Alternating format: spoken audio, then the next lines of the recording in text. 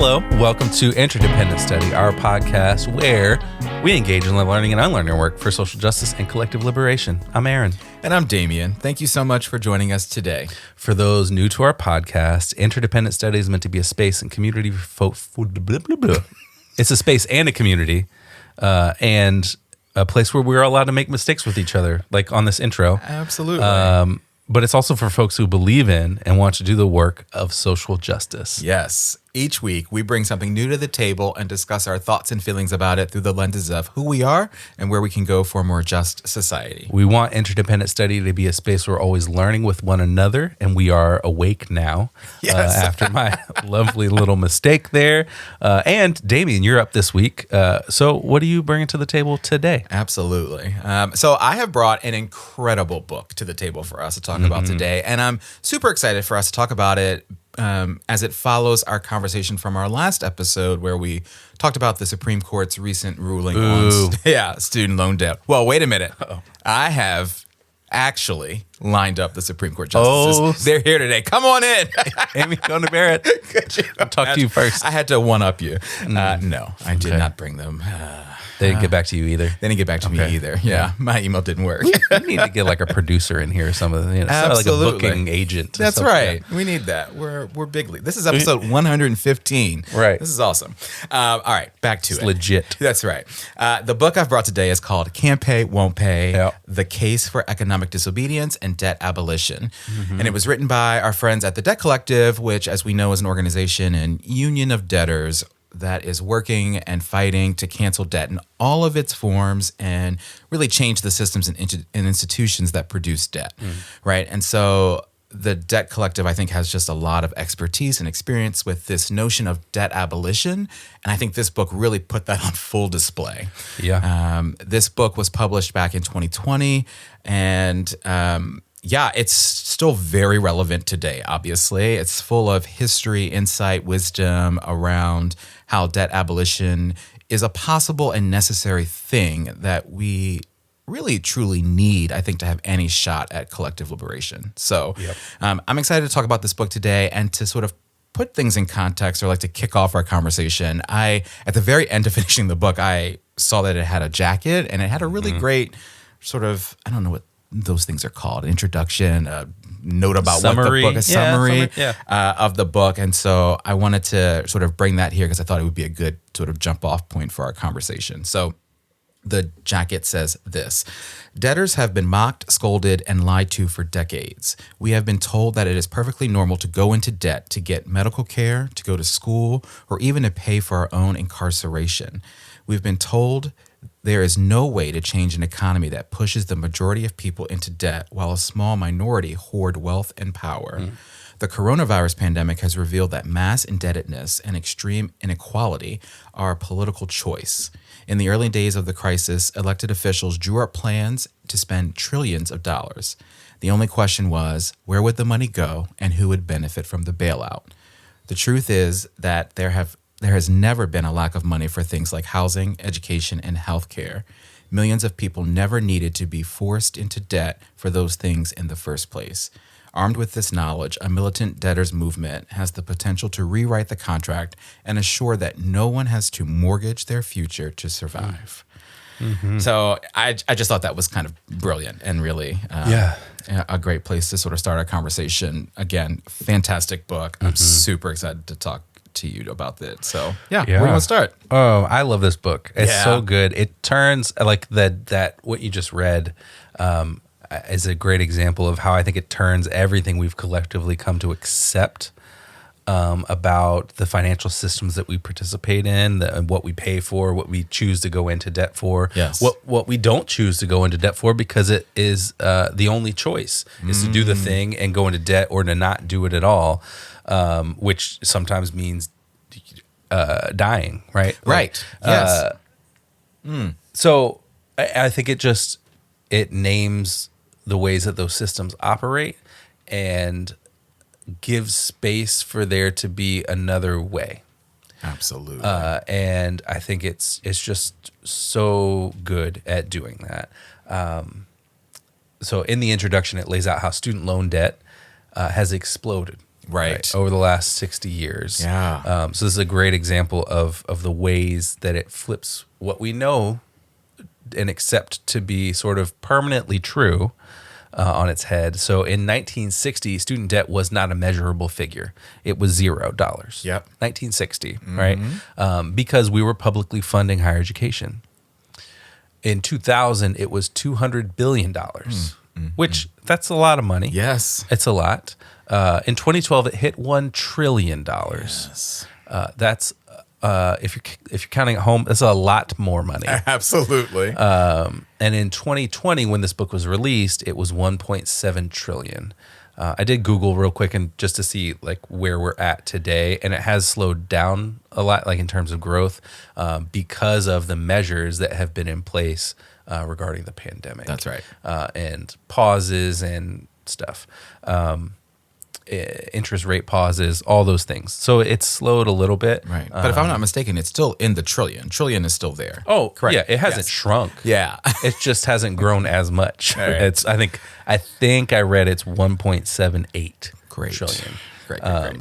So one of the things that they say in the book is, quote, over the years, our society has moved from a welfare state to a debt-fare state with what should be publicly financed goods, universal health care, higher education, treated as individual debt obligations. And so this is what we mean when we talk about neoliberal capitalism. This is what I think about when I think about neoliberal capitalism. It's the individualization of public goods. Right. And I want to bring one more line from the introduction because I think this is another example of why this book is so great. This book isn't just about the problem of debt. It is also about how to fight back. Yes. And they talk about that throughout. And it's so, it's just great. It flips everything on its head, and it's wonderful for that. Yeah. I mean, there's honestly so much in what you just shared that I love. I think all of that sits at the core of why this book is so important, why the work that the Debt Collective is trying to do is so critically important, right? Like this idea that student loan debt wasn't a measurable figure in the 60s. And as you say, the 60s was not that long ago, right? Right. But we're this close to it being $2 trillion. I mean, it's that's just an unfathomable figure, right? I can't comprehend that figure, right? Just from when it was zero back in 1960s, right? So the other thing I think that you said that I think this book analyzes so brilliantly is this, like, so much of our lives are wrapped up in and consumed by capitalism, right? And so debt is just this thing that we have certainly come to accept, right? We have to live with. And I love what you said there, right? Like so much of our lives are wrapped up in this, right? And it's really there are decisions that people have to make based off of their debt and around money that are really sort of life or death at times, right? And I think that this book sort of brings that into focus, right?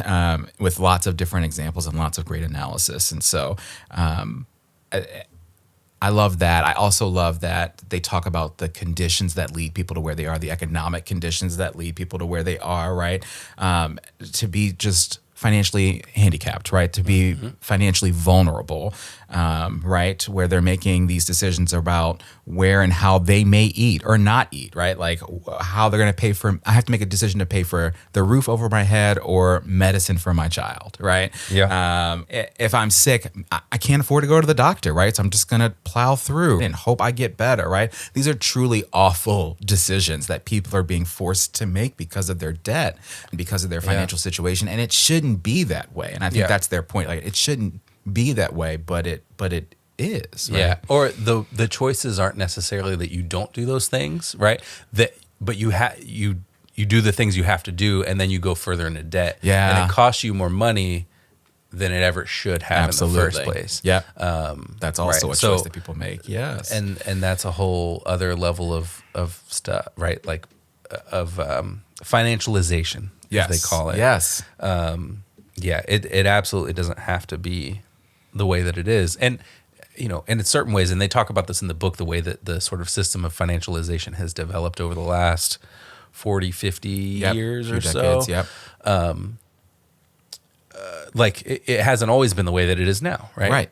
And so there have been shifts in making it more sort of individualized burden, and stagflation. Like all these things have a lot to deal with that as well. So another piece of this was they talk about sort of debt and the stress of money or lack thereof, honestly, is a huge impact on us. Absolutely. And so if you think about it, and they show statistics for this, we've seen our productivity collectively skyrocket, right? But our wages have remained about the same. So we're creating more wealth for the already wealthy, and we're not allowed to keep much for ourselves, which means working harder does not produce more income. Yes. Generally speaking, right? So many of us could work forever, Yes. Never stop working, and we wouldn't make more money. And so there's a myth blown to pieces, right? That hard work means good money. Yes. And so that's not necessarily the case. But I think so the book quotes the CDC, which, quote, warned that working class people were at the highest risk of premature death. In 2016, a study showed that the richest American men now live an average of 15 years longer than the poorest 1% of the population. So we're not making as much as we should be. If productivity was actually tied to wages, we would collectively be making more than twice what we are. And we have to pay for more things with those stagnated wages. Right. Like higher education, which 60 years ago wasn't something that we paid for individually. Yes. And those things that we're paying for have become more expensive. And so all of this is just chronic stress of figuring out how to make ends meet, figuring out how to make these, budgets work out, how to balance your own personal finance books. Right. Right. And then we can't pay for the healthcare to manage the problems that stem from the chronic stress, which all leads to shorter lifespans for regular people who aren't super wealthy and have to make these decisions constantly, every day, every week, of how does the X amount of money that I get in my paycheck add up to all of these bills. Yes, all these expenses that I have. All of these expenses, all of this debt that I'm incurring. Yeah. Which has a growing bill associated with it. Right. And not to mention, the notion of saving, right? And luxuries, right? Like the idea of just taking a vacation, like these things that people aren't able to do if these wages are stagnant, right? And the cost of living has exponentially grown. I was particularly drawn to sort of that part of the book and this idea and the connections that exist between stress and health and wealth and health, right? Like, I mean, the web there it's a critical connection to make. It's a critical concept, I think. It impacts all of us, right? Like we are all consumed by money, right? We always are thinking about money, right? It's a huge part of our lives. So, I think that's a great takeaway from this book. One of the other things that I highlighted in chapter 1, which I think will resonate with everyone listening to this podcast right now. They say, quote, "The fact that employers refuse to provide living wages enables creditors to loan more money with interest to desperate workers. In this sense, our bosses and lenders collude to rob us twice, first by underpaying us, and then by charging us interest to borrow the money we need to make ends meet." Right? Like that's such an incredible insight into sort of what's happening here. It connects to what you talked about, right? And, I think one of the things that this book also illuminated for me is this idea, right? You talked about individualism, right? And, but the reality is we're all facing this. We're all experiencing this in some way, right? And so there have been times in my life where I have literally lived paycheck to paycheck, right? And I have had like insurmountable credit card debt. And that is just not a way to live. Like the stress, the burden, the weight on my shoulder that I had to think about like how I was going to just live a life not above my means by any stretch of the imagination, right? Just live and also get out from under this debt. I mean, that was difficult, right? And it's even harder for lots more people, right? And so that's not a situation that's unique to me by any means. And so that's another thing that I love about this book and this work that the Debt Collective is doing to try to sort of show us all that we're all in this, right? Yeah. And I think that so many people are working, and they're not making enough, right? Like we talked about that. Wages haven't kept up with productivity, and especially when you're getting started in your career, those entry level positions in large cities like aren't paying what they should be, right? To be able to live in said city, right? Yeah. So it's just, it's just terrible. And I think, it sort of leads me to think, how do we get to a different place? And one of the themes here on the podcast that we have, I think, is that we all have to dream of the world we deserve, the world we need to actually meet our needs. Yes, right? yes. So this quotation I pulled speaks directly to that. They said, quote, "It is time to expand our imaginations of what's possible, moving beyond idealizations of a welfare state to what we might call a solidarity state." Yes. A state that not only redistributes resources to beneficiaries, but also democratizes control over how these resources are produced, allocated, and managed, which I think is so spot on.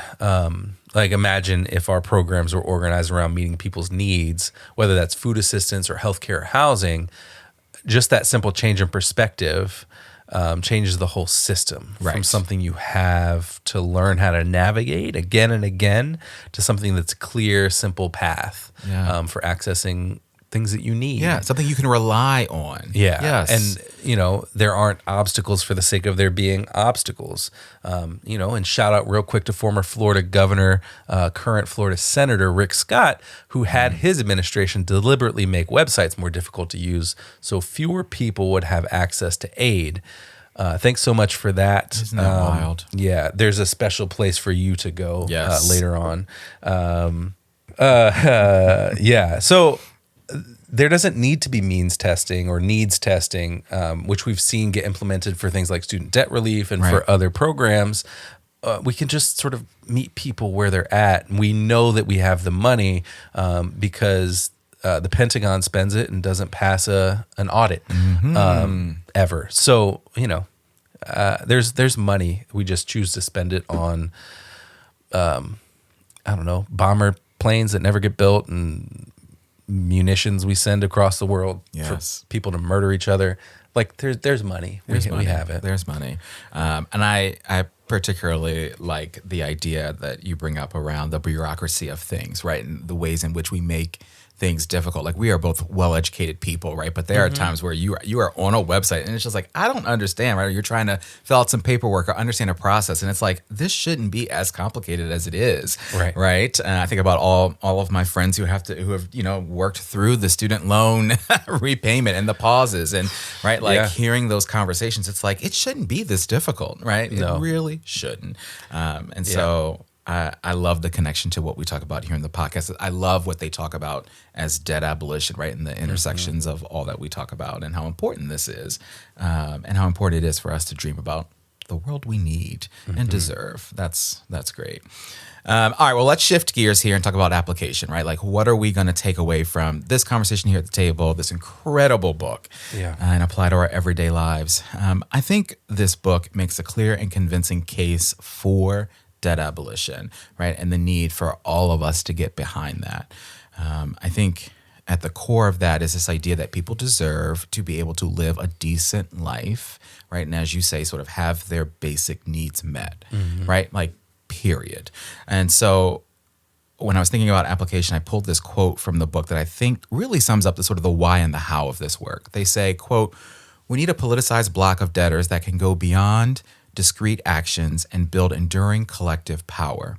Debtors unions can and should make a range of immediate demands, from caps on interest rates to write-downs or full cancellation of all manners of debt, including credit cards, student loans, and mortgages, from eliminating racist lending practices to a ban on money bail and extractive criminal punishment fees. Mass debt cancellation, what has long been called a jubilee, would be a significant victory, but only if coupled with a deep, durable shift in the distribution of political and economic power. If debtors are strategic enough, we can help rewrite the social contract so it centers what we call a reparative public goods that ensure our collective well-being by centering the repair and redress of intergenerational theft of land and livelihood from Native, Black, and Brown communities. By prioritizing redress and repair, we can win free and universal education, housing, and healthcare. No one should have to go into debt to meet their basic needs, right? Like, that's it, right? And all of that, I think that really connects to a lot of what we talked about today. But this idea of no one should have to go into debt to literally put a roof over their head and food in their stomachs and to live this decent life, I think is the takeaway for me. Yeah. Yeah. Yeah, that's so good. Eliminating racist lending practices. Yeah. It's just so much. It makes me think about the ways that people have argued against student debt by saying, like, well, we'll just be back where we are right now in 10 years. It's like, well, yeah, like you get rid of student debt and then you also think about how to like leverage public finances, public monies for higher education so that we don't get back here. Like, you know. Yeah. It takes effort. It takes work. It takes thought. It takes planning. But like, it's all possible and it's all necessary. Yeah. We can go back and undo what Reagan did. That's that. You know. That's a very shortcut to a long conversation. But anyway, Reagan is the root of a lot of things that are wrong with our world today. That's maybe a conversation for another time. I like it. My application for the week is this quotation from the beginning of chapter 5, which is titled The Future of Finance, Economic Disobedience, and Reparative Public Goods. Okay. And they say, quote, "Our debt is a nonviolent weapon we all have access to if we can leverage it in concert." So throughout this book, they talk about debtors' unions and the ability of people to join their debt together to exert influence on the banks.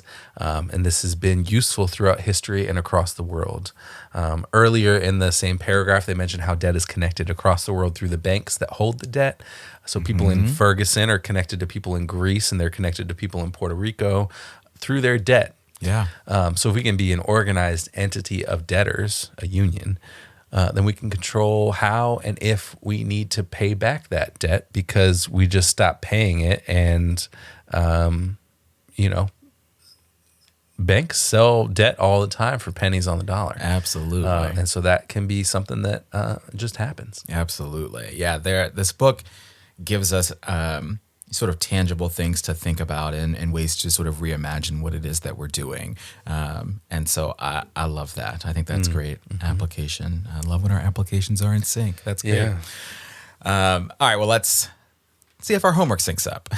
What do we want to do for homework once we leave the table today? I, for one, am going to take some time to recommend this book to everyone that I know, right? I really think this was excellent. I think everyone should read this book. It's not that long, but it's just, there's so many brilliant takeaways. And they make such a compelling case and argument for debt abolition that I think lots of folks could really get behind and get on board with. So I just want to share this book within sort of my sphere of influence as one thing. I also, you mentioned Greece, and that made me think about how I want to spend some more time. I want to go back and reread some sections of this book that highlight the situations in other countries, right? They did such a great job illuminating how debt has played a role in places like Greece, the United Kingdom, Bolivia, Ethiopia, right? And so many other places. And some of those situations were new to me, right? And certainly there's a lot that I think we could learn from them. So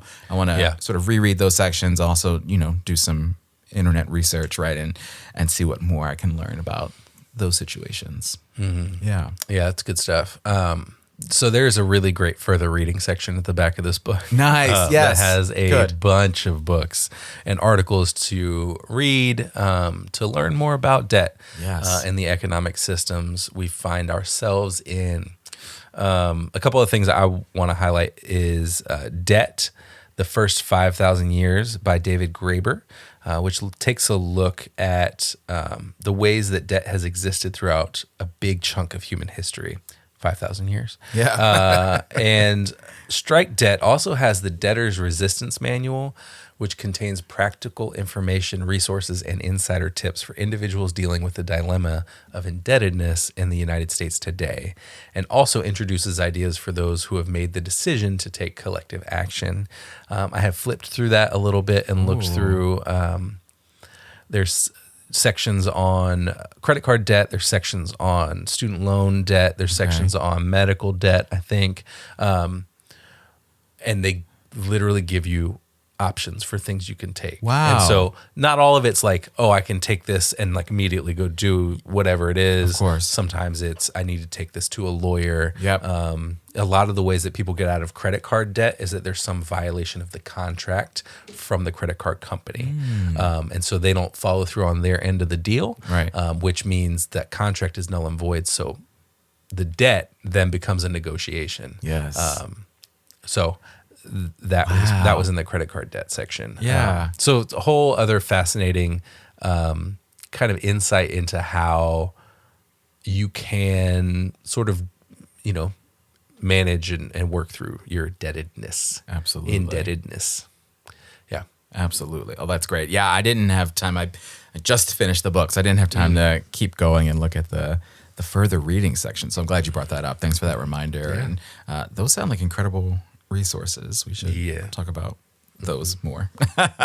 Maybe bring them to the table. I like it.